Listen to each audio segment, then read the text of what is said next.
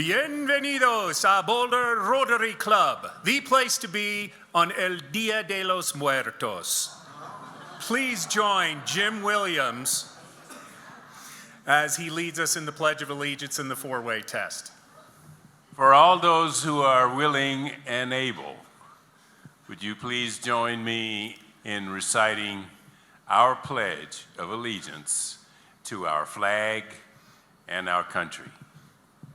I pledge allegiance to the flag of the United States of America and to the republic for which it stands, one nation, under God, indivisible, with liberty and justice for all. And now, the four ways that we are tested as Rotarians. Of the things we think, say, and do, is it the truth? Is it fair to all concerned? Will it build goodwill and better friendships? Will it be beneficial to all concerned?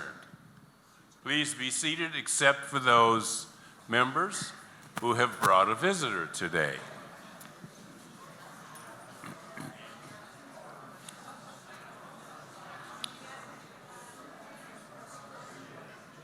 I'm going to start with you. Oh, there you are. Yes. Please find the camera. You're looking this way. Thank you. Please welcome my husband, Rich Smith. Welcome, Rick. Thank you very much. Come back and join us.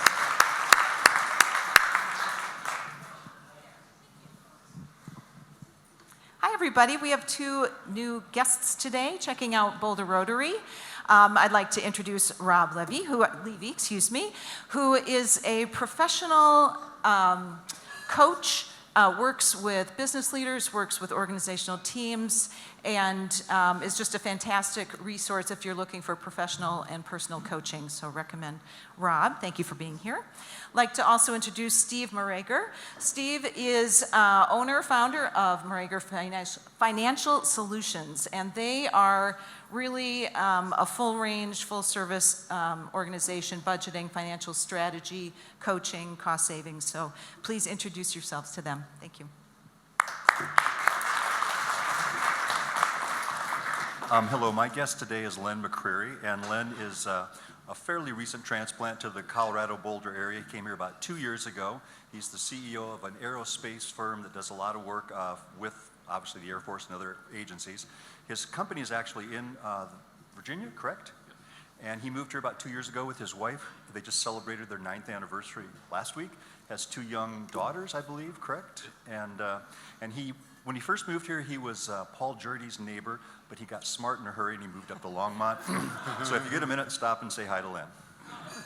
Thank you, Andy. Reverend. Oh, thank you, Jim. My wife, Julie, is joining with me in looking towards hell for special understanding. Thank you. Good, buddy. David over here. So, hi, it's my pleasure to introduce David Miller. He is the founder and CEO of a small company in Boulder called Literacy Pro. And you may remember he has visited before because his daughter was a Rotary exchange student, high school exchange student, to Brazil. And she is now a freshman at the University of Denver. Please welcome David.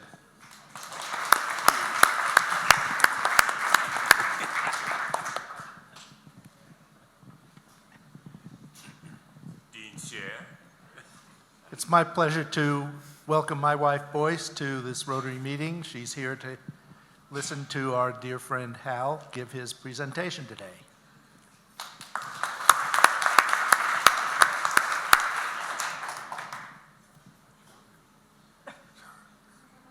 My pleasure to introduce my wife, Jeannie, who's here to listen to our dear friend Hal make his presentation today.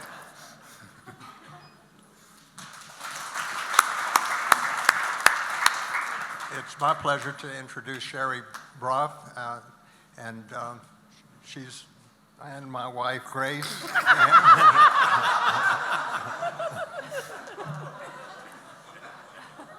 Nice save. Sherry's the wife of our speaker today. Welcome, Sherry. Welcome.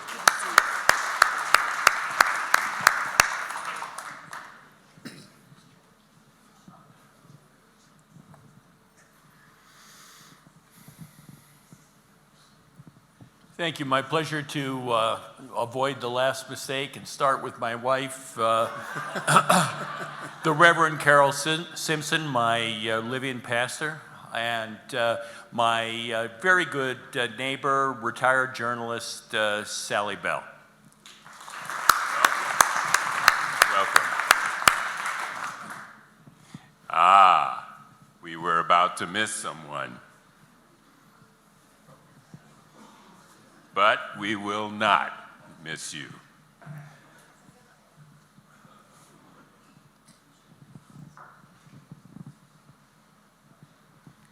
So I'm pleased today to introduce my good friend Marjorie Goldman, and I had the pleasure of attending her recent 70th birthday party, which she held her own Woodstock, because 50 years ago she was on her way to Woodstock, but ended up getting arrested on the way and never made it.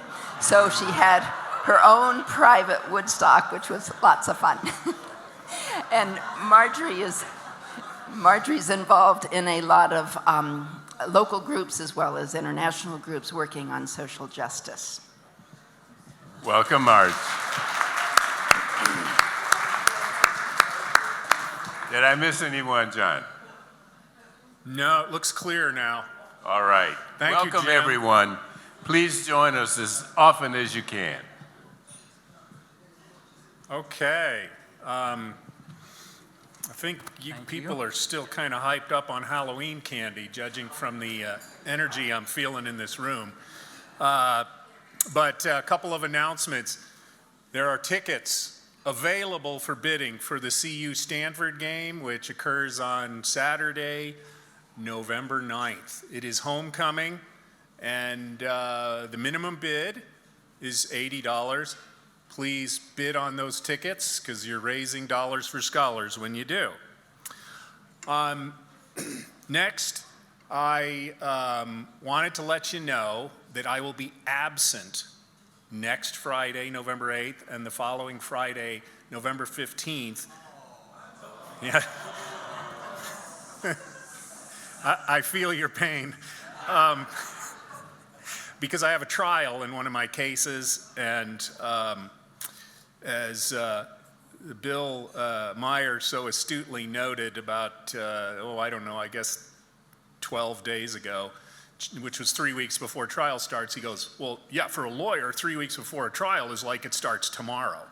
And I am grateful to have these two past presidents in my village covering for me. On November 8th, it's past President Mike Brady, who's made a special trip back to Boulder County from Wyoming just to cover the November 8th meeting. Thank you very much, Mike. And on November 15th, our past president, Deborah Kelly, will be up here emceeing in my place. So thank you very much, you guys, and I'll see everyone again on, the 22nd.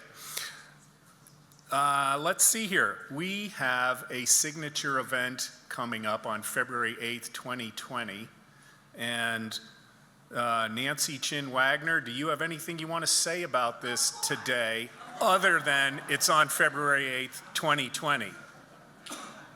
Okay. I'll be short this time. Good afternoon. Oh, now with the jokes? Now with the jokes, sorry. I want to come up and to let you know, I don't want to be all over the place, because we got a couple of weeks that I'll be making some announcements with Kitty in regards to our Gold and Bold sponsorship and signature gala event, which, as John said. Mike's here next week. John's next week, okay.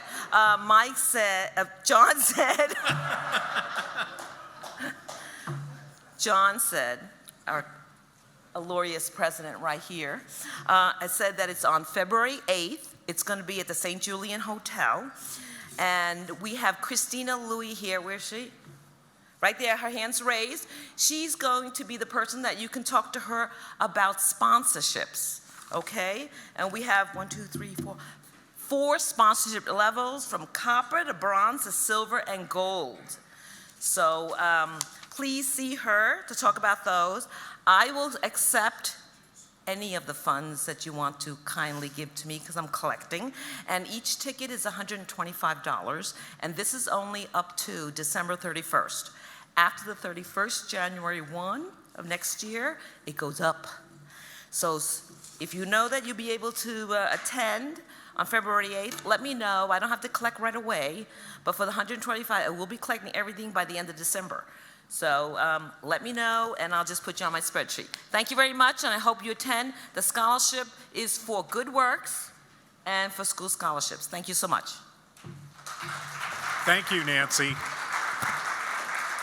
Okay, November 1st starts Rotary Foundation Month, and in recognition of this month in Rotary and Rotary International, TK Smith is going to present some Paul Harris Scholars in our club to us today.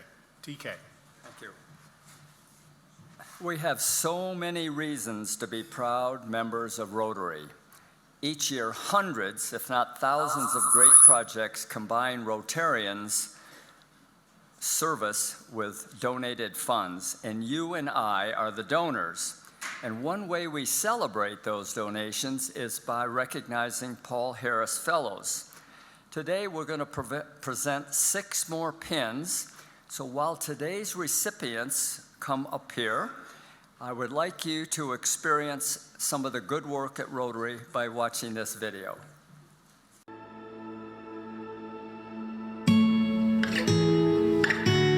A single act of good can go a long way. It can cross oceans and foster opportunity. As members of Rotary, we are people of action, and our actions have the power to speak loud and clear. We choose to see the world for what it could be. Through our commitment to advancing economic and community development around the world, we've seen its boundless potential firsthand. Thanks to Rotarians like you, we've seen the number of people living in poverty worldwide drop by more than 50% in the last 20 years. Our efforts are fostering entrepreneurship and economic self-sufficiency to create lasting change. We're altering outlooks and feeding communities in need and giving families a viable path out of poverty, with vocational training, mentorship, and access to well-paying jobs. We believe that effective humanitarian organizations operate at the intersection of commerce and cause, allowing us to channel community and worldwide resources that open new doors. Today, we invite you to see what's possible. Every gift is an action that speaks volumes. When we take action, we change the world. Learn how you can support the cause that means the most to you.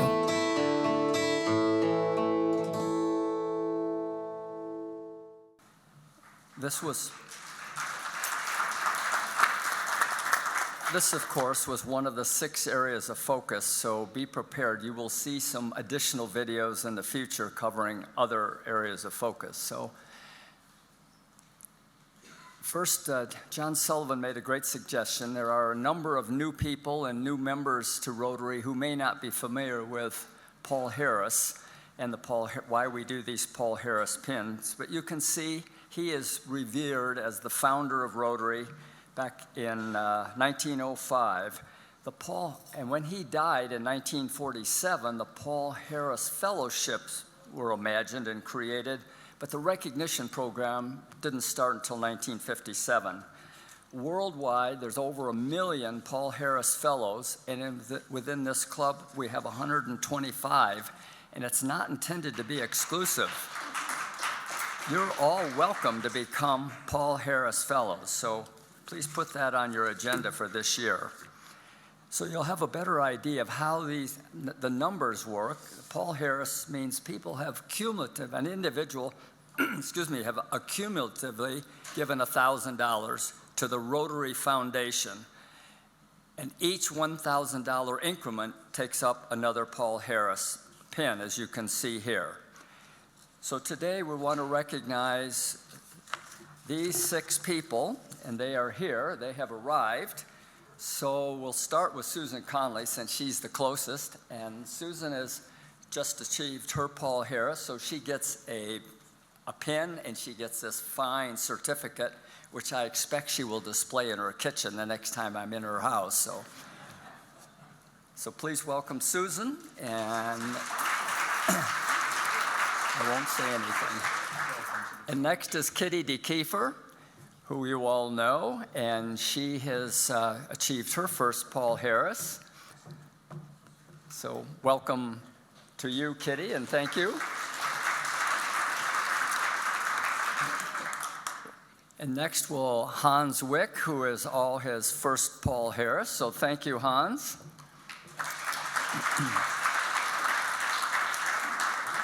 And I think Robert's hiding in the back here, so Robert will come up next.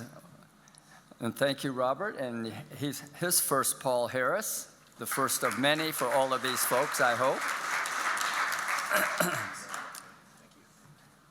And next would be Judy Pitt, who you can see is Paul Harris +2. So cumulatively, that means $3,000 she's given to the good work of Rotary. So thank you, Judy. And last is Linda Nels, and you can see she moves fast. She not only has a Paul Harris +2, but +3, because in less than a year, you added the next one. So thank you very much, Linda, and thank you to all of you who have become Paul Harris Fellows. And we want to make it really, really easy. So I recommend and encourage you to use Rotary Direct, where you can set up automatic transfers either from your bank account or from your credit card. It makes your life much simpler. So please see me about Rotary Direct. Thank you. Thank you very much, TK. And thank you to all of the Paul Harris donors that were recognized today, as well as the other 125 that we have in our club. And it speaks volumes about our generosity with our treasure as well as with our time.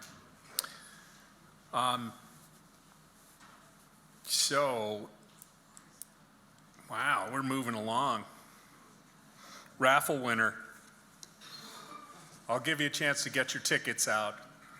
And 3, 2, 1, raffle reading. If you are the person holding the ticket that says 8386968, you are today's winner. Darla, all right.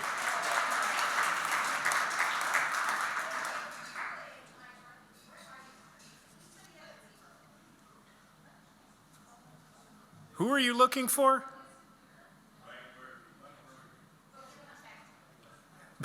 Okay. Okay, Darla's giving her check away. That's all right, great.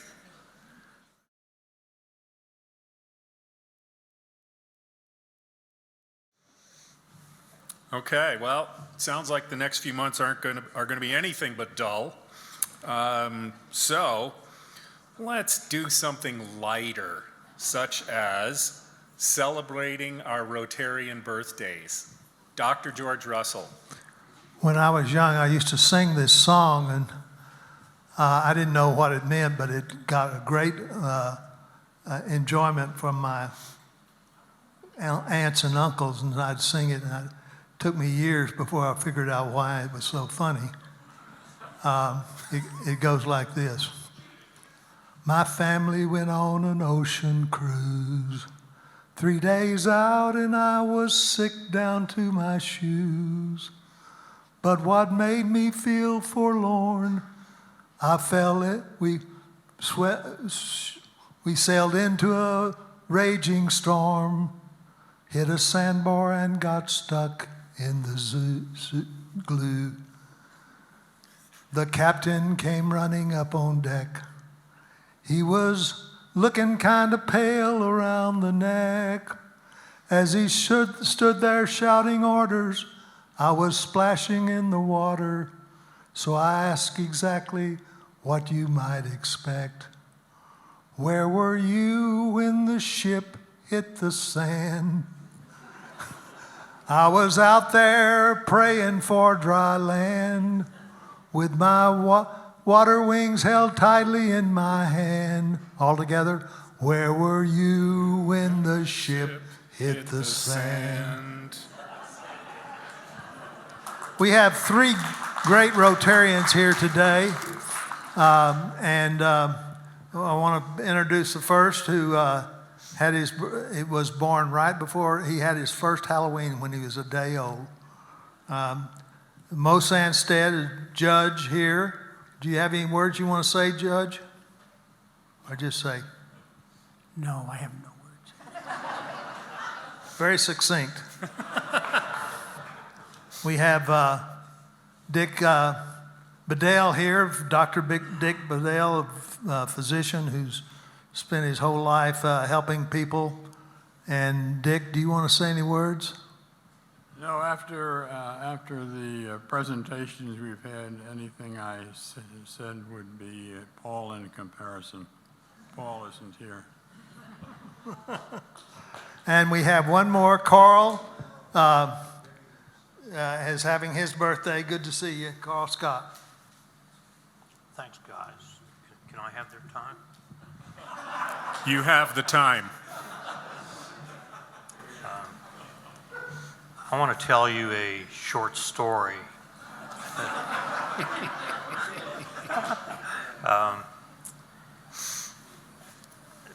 that probably affected me greatly in my upbringing, and I hope you'll appreciate it. This year is the 100th anniversary of most of our women's right to vote. The women of Wyoming voted 50 years longer than that. Our American women, our country, started voting in 1919. The women of Wyoming started voting in 1869. You got to appreciate that Wyoming was a rough place in 1869. If you wanted to get from one end of the state to the other, you had to walk. It's about 400 miles, or ride a horse, and that was it. And that, I'm sure that affected the behavior of a lot of those citizens. The genesis of that event, women voting in Wyoming, is probably due to a gentle woman named Esther Hobart Morris. Esther lived in a gold mining town, and in advance of the general election that would choose their legislature, their territorial legislature, she had a tea at her house and invited various politicos. Among them were the two men that would be the head of the legislature. One of them was going to win the vote. And she asked each of them at that tea if he would, if elected, would agree to bring a law in front of the legislature for women's suffrage, and each one of them said they would.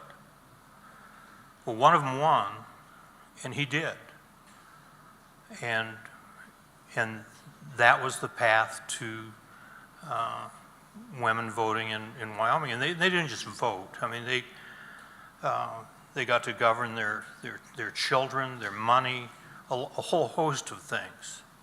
I can't remember the words, but in about just before Wyoming became a state, and I think that was in 1892, 20 years before their sisters in Chicago could vote, okay? The men of our country that was going to approve the statehood got a stone in their shoe and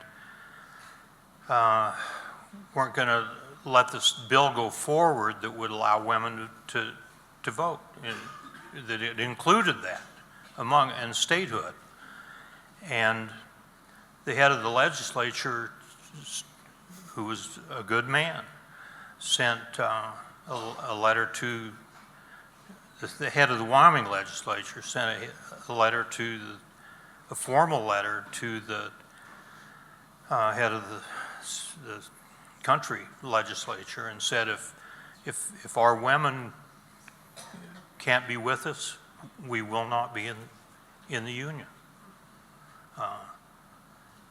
And this was all done without any screaming or hollering or beating on anybody. It was just gentlewomanly and gentlemanly.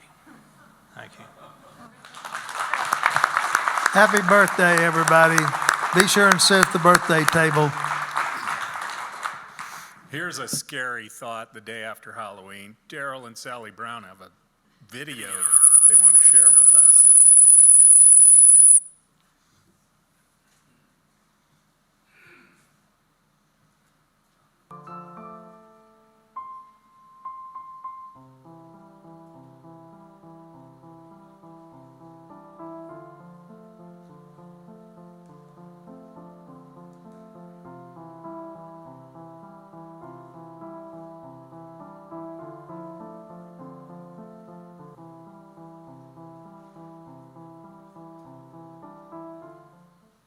Hello, Rotarians and guests, and thank you for being here today. November is the Rotary Foundation month, and yes, Arch Klump started the Rotary Foundation in 1917 with a donation left over of $26.50 from the International Conference that year. Every Rotarian, every year. And November 4th through 10th is World Interact Week. We have some fantastic interactors this year. They've been making posters to add to boxes for their winter drive for the homeless. They have 12 boxes in classrooms. They've sold out their baked goods last Wednesday and raised funds for future projects, and we are looking forward to the submission that they are preparing for the RI Interact video competition. I recycled the Badger this week because it's a Red Badge meeting on November 7th from 7:15 to when it's done at the Buff. Join us for the next BRC Happy Hour. It will be at the Element Bistro at 63rd and Lookout Road in Gun Barrel on Tuesday, November 12th from 4:30 to 7 p.m. Element Bistro is one of the happiest happy hours in Boulder, and we hope to see you there. It's a great time to buy me a drink. The CU Rotaract networking event has been canceled, but their regular meeting is scheduled for November 13th at the Benson Earth Sciences Building, room 185 from 6:30 to 7:45 is still on, and you're always invited. Get out your calendars and save the date. Saturday, February 8th, starting at 5:30 p.m. to whenever we want to hang out till, at the St. Julian Hotel and Spa, put on by our foundation. It's our BRC signature event. Super excited about next week's program. It's U.S. Representative Joe Neguse, and it'll also be Return of Godzilla. Oh, no, wait, I mean Return of Mike Brady. Don't miss it. Remember in August when we were talking about how hot it was? It's over. Okay, so now's the point where you say, have a great weekend. Oh, sorry. Have a great weekend.